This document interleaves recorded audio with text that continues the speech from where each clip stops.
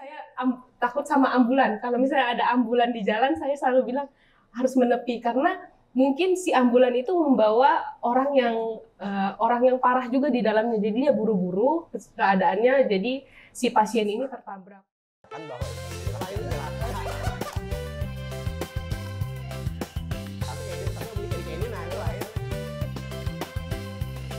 Apa lu ngeliatin gue, emang gue TV? Assalamualaikum warahmatullahi wabarakatuh. Kembali lagi kita bersama adik-adik SMP Sumber Mas Rana. Kali ini kami pengen mengulas bersama alumni SMP Sumber Mas Rana. Beliau sekarang sudah mendapatkan gelar dokter. Nah, pengen tahu ceritanya? Ayo, mari kita ulas bersama Bu Dokter. Halo, selamat siang Bu Dokter. Selamat siang Pak. Boleh perkenalan Bu Dokter? Ya, boleh Pak. Oke. Sebelumnya saya memperkenalkan diri dulu. Saya Dr. Cindy Margaret Tarigan, anak dari Bapak Dison Tarigan sebagai Head of Praksi di PT CBI Group. Dan kebetulan saya di sini selaku alumni dari SMP Sumber Mas Rana bersama adik-adik saat ini. Gimana adik-adik? Apa yang pengen diulas bersama Bu Dokter, kakak dokternya? Iya. Silakan. Bisa nggak Kak ceritain sedikit tentang diri Kakak dan pengalaman Kakak saat menjadi dokter? Oh iya, tentang diriku ya berarti ya? Iya. Oke. Jadi saya dulu kebetulan sama seperti kalian, kita dari SMP yang sama, SMP Sumber Mas Rana ya. Dulu saya di sana sejak kelas 2 sampai tamat kelas 9. Nah, kebetulan di sana saat saya bersekolah, saya dipercayakan menjadi ketua OSIS saat itu. Jadi memang ketua OSIS ini menurut saya menjadi salah satu sesuatu yang baik untuk saya karena dari berorganisasi di OSIS, saya dipercayakan saya bisa belajar bagaimana cara memimpin, bagaimana cara untuk ngomong di depan orang-orang banyak, di depan teman-teman, depan guru-guru. Jadi saya rasa salah satunya juga waktu SMP itu pengalaman yang luar biasa untuk saya ya. Berawal dari sekolah SMP di perkebunan kelapa sawit ya? Iya Pak. Oke.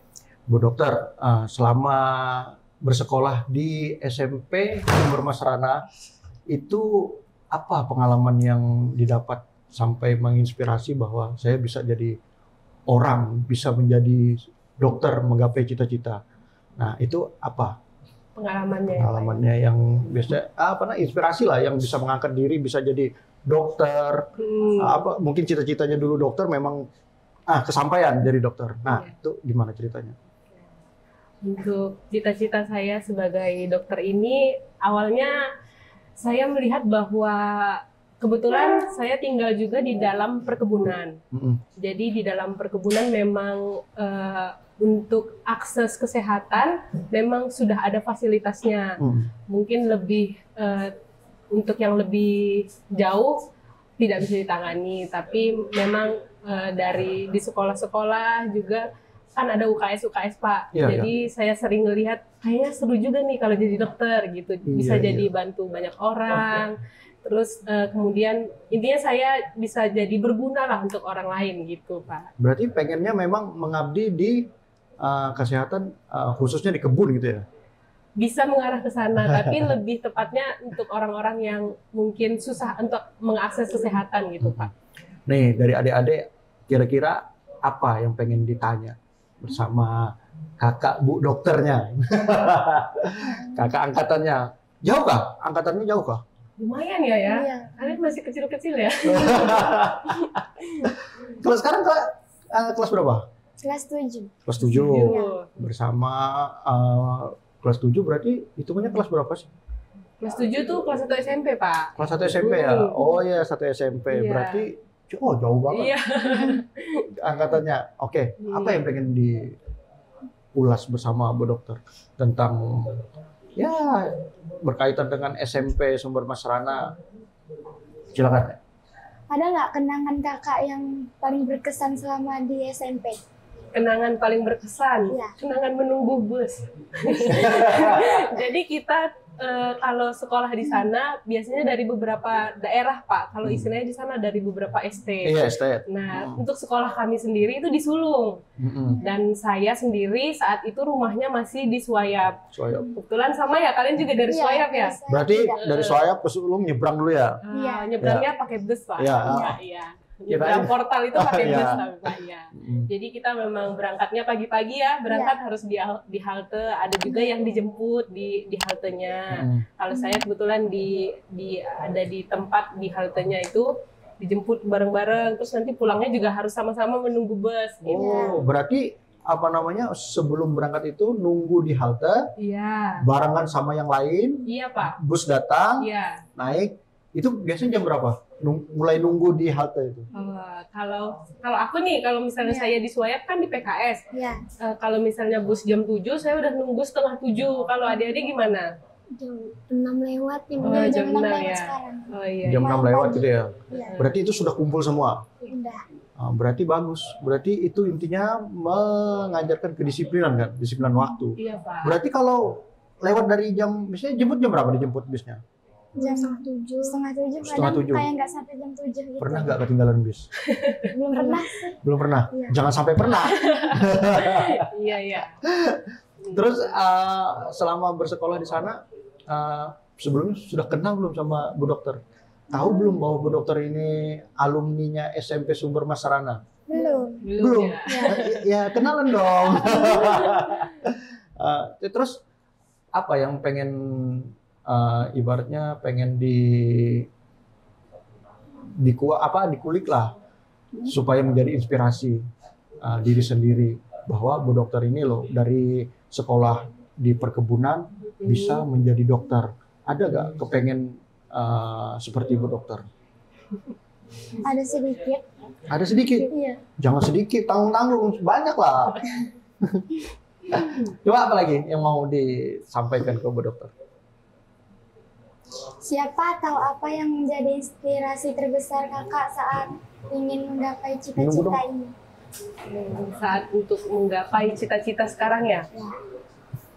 Sebenarnya untuk orang spesifik orang nih sebutkan satu nama itu nggak ada sebenarnya. Jadi balik lagi dengan keinginan awal supaya berguna bagi orang-orang yang ingin mengakses kesehatan. Jadi yang menjadi inspirasi saya adalah semua dokter-dokter yang bekerja di jauh dari perkotaan istilahnya.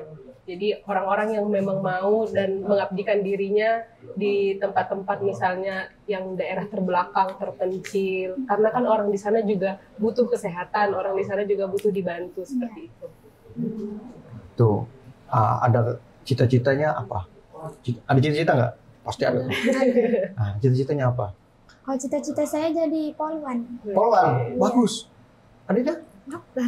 Dokter. Nah, ini dicontoh kakaknya. Ditanya, Kak gimana Kak? Kalau jadi seorang dokter tuh harus gimana? Coba tanya sama kakak Bu Dokter. Kakak dan Bu Dokter ya. Ya, apakah yang perlu saya persiapkan dari dini untuk saya menggapai cita-cita? Gimana kak cara mereka biar bisa kayak mempersiapkan diri dari dini biar bisa menggapai cita-cita seperti kakak? Ya, oke. Bagaimana cara mempersiapkan diri ya? Yang jelas, yang pertama kemauan. Harus ada kemauan dan niat. Ya. Kalau sudah ada kemauan dan niatnya pasti nanti ada jalannya. Kalau dari saya mungkin tambahan lainnya adalah tekun. Jadi kalau misalnya kata orang dokter harus pintar ini, pintar itu. Kalau kepintaran itu bisa diusahakan, tapi perasaan dan rasa ingin yang kita ingin capai, misalnya ketekunan setiap hari harus belajar. Kalau saya kebetulan memang setiap hari harus belajar karena kita sering sekali ada ujian dan ujiannya menuntut harus lulus. Kalau tidak lulus nanti ketinggalan dari yang lain. Jadi memang rasa tekun untuk terus mau belajar setiap malam seperti itu. Ada pengen ditanyakan lagi? Ada. Apa? Ayo silakan tanya aja, mumpung dekat sama Bu Dokter. Untuk hari-hari berikutnya kayaknya nggak bakal mungkin bisa dekat karena Bu Dokternya Mungkin pasti lah, ya. bertugas. pernah nggak ngerasain kayak ragu atau mau nyerah gitu pas lagi ngejar cita-cita? Oh iya, perasaan itu mungkin ada aja sebenarnya, tapi ya balik lagi dengan perasaan ingin dan tekad yang kuat, terus tekun juga berdoa setiap hari, mungkin akan lebih gampang dicapai untuk cita-cita. Bukan lebih gampang, tapi lebih dipermudah jalannya. Tapi kalau misalnya perasaan ingin menyerah pasti ada aja sih, apalagi kalau seumuran kalian atau waktu nanti kalian ngerasain jadi umur kuliahan, pasti ada perasaan aduh kayaknya kuliah capek, kayaknya kuliah itu aja. Tapi ya enaknya itu kayaknya kerja gitu ya. dapat duit ya Pak ya. Enak kerja gitu. Nah, pokoknya kalau masa-masa pendidikan, pokoknya belajar aja. Belajar, jangan lupa main. Iya kan? Ada Kalau mainan juga ya, Pak? belajar terus, nanti kalau sudah besar malah kalau sudah ibaratnya sudah mencapai, semua tercapai, sudah ranking 1 terusan bakal bosan. Karena di podcast kami sebelumnya bersama dokter kejiwaan, anak dokter kejiwaan. Waktu itu dia bilang dia itu bisa pergi ke mana-mana, ke luar negeri, ke mana-mana, berawal dari game online. Nah, jadi itu nggak melulu belajar aja. Jadi kalau kita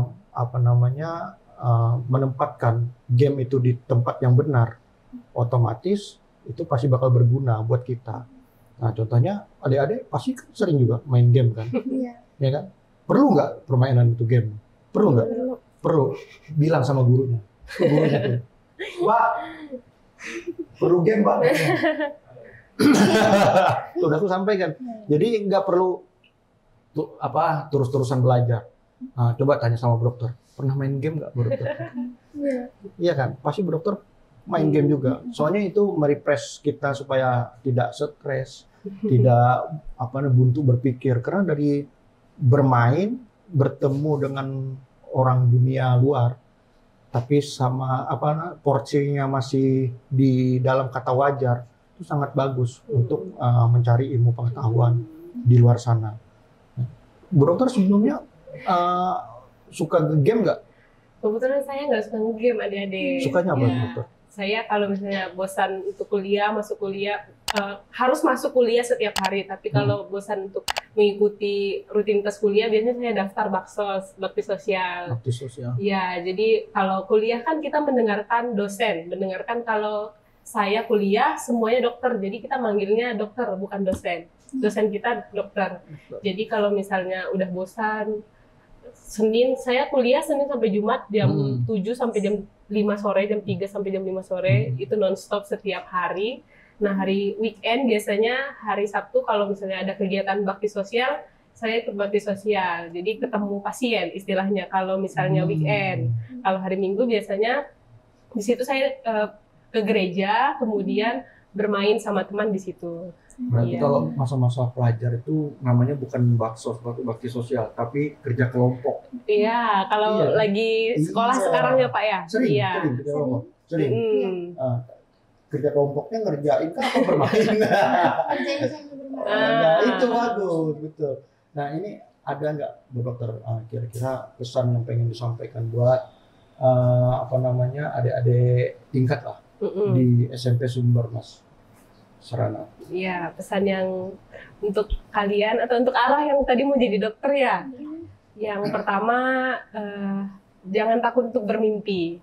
Jadi kalau misalnya memang ada tekad dan kemauan untuk menjadi dokter, bermimpilah karena pasti akan ada jalannya. Zaman sekarang banyak beasiswa, bisa daftar juga beasiswa ya di Abdul Rashid Foundation ya.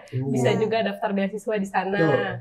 Kalau memang ada kemauan pasti ada jalan, pasti ada tekadnya, bisa dibantu, nanti bisa mendaftar lewat situ. Kemudian yang kedua adalah ketekunan, kemudian rasa keinginannya itu kuat untuk menjadi seorang dokter, seperti itu ya.